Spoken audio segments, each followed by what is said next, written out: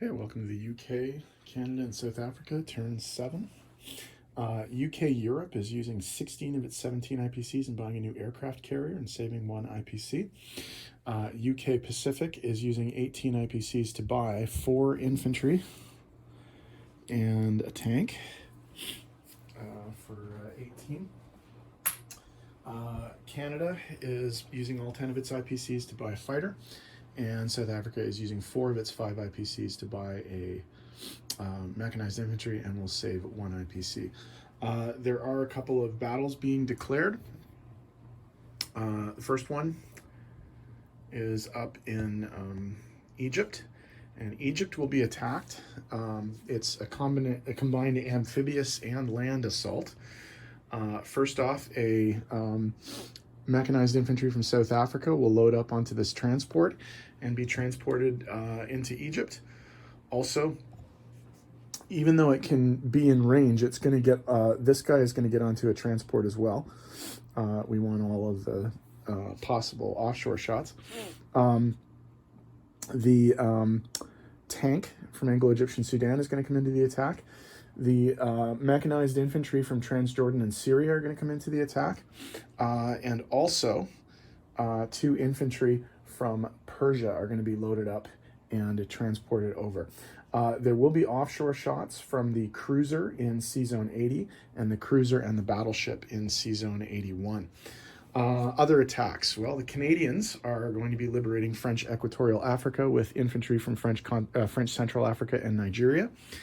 And finally, way up in the sort of English Channel area up there, C-Zone 112 will be attacked with 2 bombers from the UK and 2 fighters from Spain, which will go on to land on the newly built aircraft carrier in C-Zone 110 when it gets built. I'm assuming there will be a scramble, but we'll see how that works. All right, so let's start rolling some dice.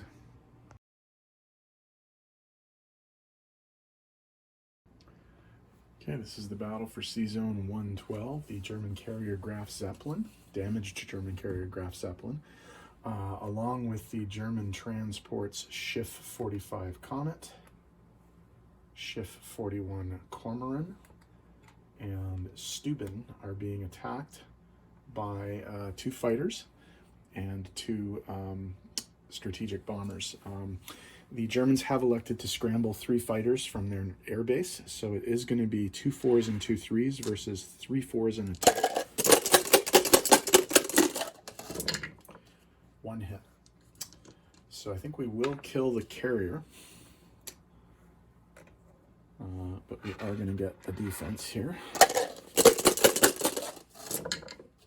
1 hit. So we will lose a fighter. I think we will keep the attack going. See if we can get rid of some of these planes. 1 hit. Oh, this is extraordinarily disappointing.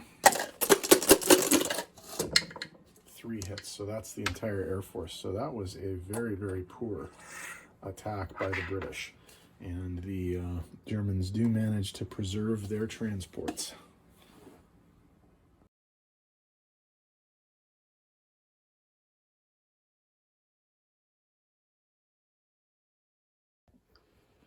Okay, for the amphibious assault on Egypt, the South African transport, the SS Empire Woodlark, is bringing 2 Far East Command infantry. The South African transport, the HMSAS Afrikander, is bringing a South African mechanized infantry. The Far East Command HMS Empire Arquebus is bringing a South African infantry. There are 2 Far East Command mechanized infantry units coming in from the land. There is a South African tank coming in from the land. There is a fighter and a tactical bomber also participating in the assault, and offshore shots from the Far East Command HMS Newfoundland cruiser, the Medfleet HMS Delhi cruiser, and the Far East Command HMS Duke of York battleship. The Italians and Germans are defending with a strategic bomber, 2 artillery, 1 mech, 3 infantry, and a tank. So we have to roll the offshores first. These are first strike, so it's 2 3s and a 4. And they missed with all 3. Wow, the allies are rolling very badly this turn. Okay, so we have 2 4 6 1s, 2 3s, and a 4. 3 hits. Okay, so that's going to be the 3 infantry that are killed. And the Italians and Germans, 1. There we go. 3 hits. So that's going to be the 2 infantry and 1 of the South African mechanized infantry. So we will keep the attack going, obviously.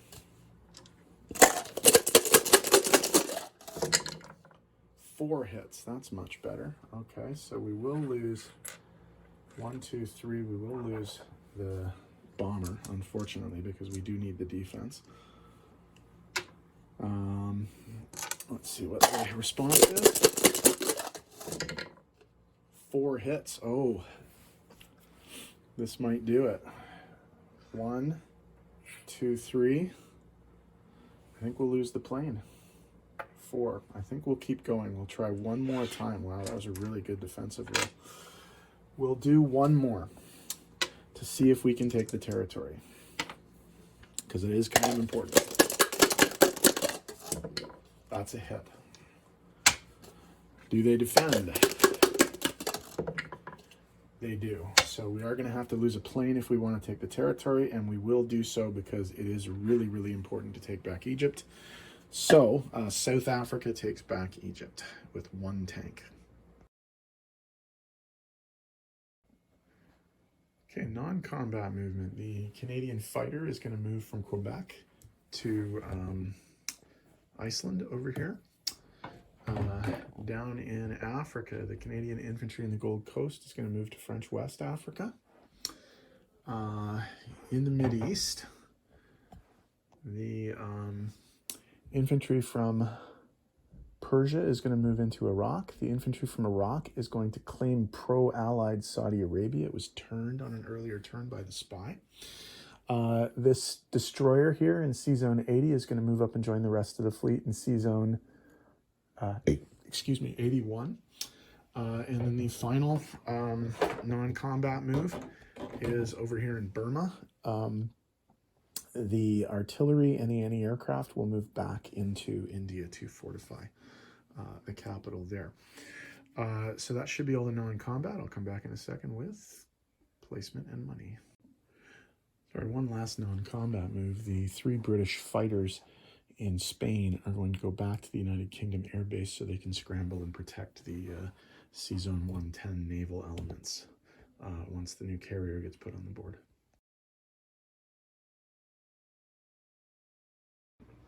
Okay, placement of new units. The Canadians are going to put their new fighter in Quebec.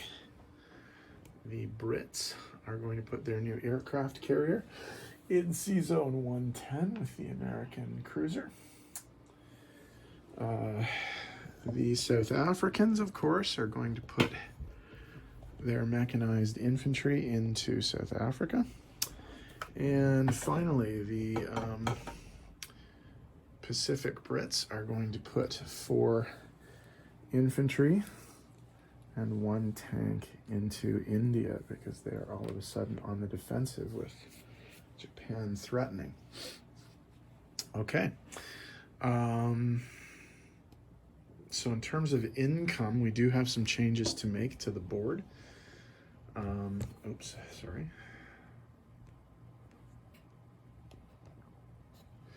Okay. The Pacific are going to pick up Saudi Arabia, which is no longer pro-allied. The UK Pacific, UK Atlantic will get back Egypt, and the Canadians are going to get French Equatorial Africa from the Germans. So if we go over to the tracking board, what we see there is that UK Pacific is going to go up from 11 to 13. The Canadians are going to go up 1 to 11, and the Germans are going to go down 1. The Italians are going to go down 1, 2, and the Brits are going to go up 2 to 16. Okay, so in terms of money, here's what's happening with the financial situation on the board. Okay, UK Atlantic collects 16 IPCs. It saved an IPC and it has 3 bonuses. The bonuses are as follows. No enemy subs in the Atlantic, +3. Malta, Crete, and Cyprus controlled, +3. Eastern Persia, Northwest Persia, Persia, and Iraq controlled, +3. Now, they do have, however, a convoy situation that they have to deal with. They can lose up to 3 IPCs, so I will just roll that now. There's 2 cruisers in the sea zone, and they are going to lose the full 3 IPCs for Egypt and Transjordan. That's 2 and 1. So they will lose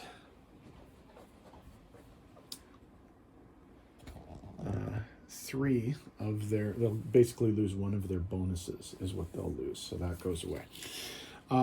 The UK Pacific has a base income of 13. They get a +3 bonus because there are no subs in the Indian Ocean. I think. Hang on, let me just check that one for a sec. And they control Egypt and South Africa. Yes. Canada collects a base of 11. They get a 2 IPC bonus because there are no German subs in the Atlantic. South Africa has a base of 5. They kept an IPC from last time. And they're going to have a 2 IPC bonus because everything south of Egypt, including Egypt, is under Allied control. Pretty solid turn for the UK and Canada and South Africa. The minor allies of France and the Netherlands and the Anzacs are going to be up next.